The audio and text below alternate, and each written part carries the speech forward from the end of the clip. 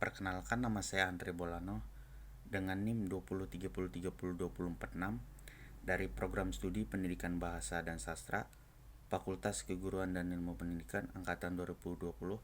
Di sini saya akan menjelaskan materi mengenai teks eksplanasi. Pengertian teks eksplanasi.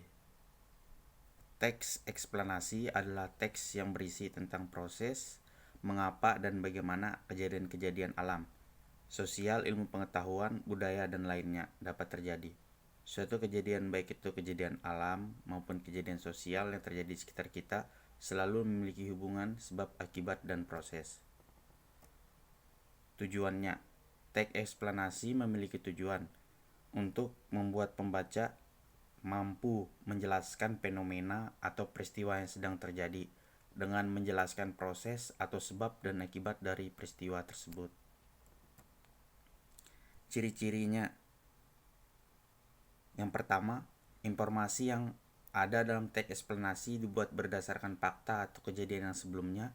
Pembahasan dalam teks eksplanasi adalah tentang suatu fenomena yang bersifat keilmuan atau memiliki keterkaitan dengan suatu ilmu pengetahuan. Yang ketiga, penjelasan yang disajikan dalam teks eksplanasi bersifat informatif sehingga tidak ada maksud untuk mempengaruhi pembaca untuk percaya terhadap hal yang dibahas.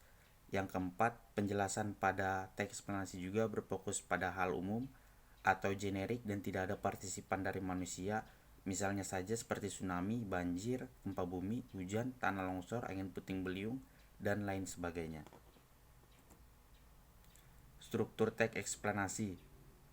Yang pertama ada identifikasi fenomena, ada rangkaian kejadian, dan yang ketiga ada interpretasi. Nah, struktur teks eksplanasi. Yang pertama ada identifikasi fenomena, yaitu bagian yang pertama dari struktur teks eksplanasi adalah identifikasi fenomena. Identifikasi fenomena sendiri dapat dipahami sebagai penjelasan dari sebuah teks eksplanasi tentang gambaran umum tentang suatu fenomena atau peristiwa yang akan dibahas. Bagian ini terletak di awal teks eksplanasi dan biasanya digunakan untuk mengenalkan tentang proses terjadi sebuah peristiwa atau fenomena alam. Yang kedua ada rangkaian kejadian, yaitu bagian yang kedua dari struktur teks eksplanasi, yaitu rangkaian kejadian.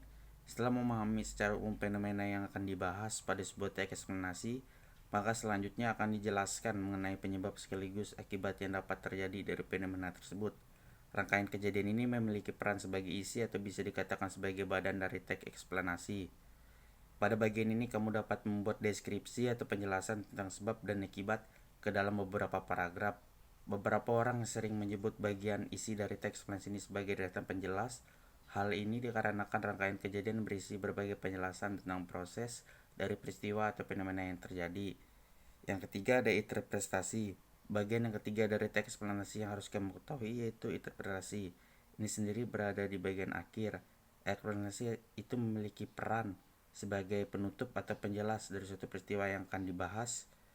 Selain itu, interpretasi juga pembahasan tentang ulasan atau penarikan kesimpulan dari penulis tentang peristiwa tersebut. Pada bagian ini, kamu bisa mempunyai pernyataan atau tanggapan tentang fenomena yang telah kamu angkat dalam teks eksplanasi. Kaidah kebahasan teks eksplanasi.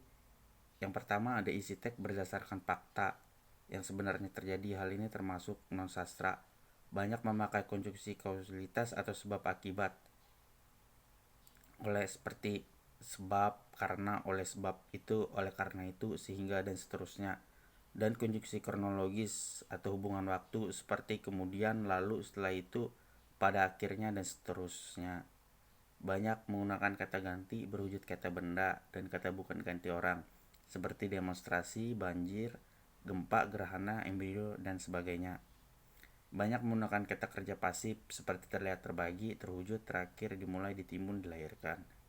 Banyak menggunakan istilah teknis atau ilmiah sesuai topik yang sedang dibahas. Banyak menggunakan kata kopula seperti adalah dan merupakan. Langkah-langkahnya yang pertama yaitu observasi peristiwa yang ada di sekitar, menentukan fokus, mencatat urutan peristiwa, membuat kerangka teks eksplanasi, dan menyusun teks eksplanasi. Oke, mungkin itu saja yang dapat saya sampaikan. Mohon maaf jika ada salah kata dalam penyampaiannya. Sekian dan terima kasih.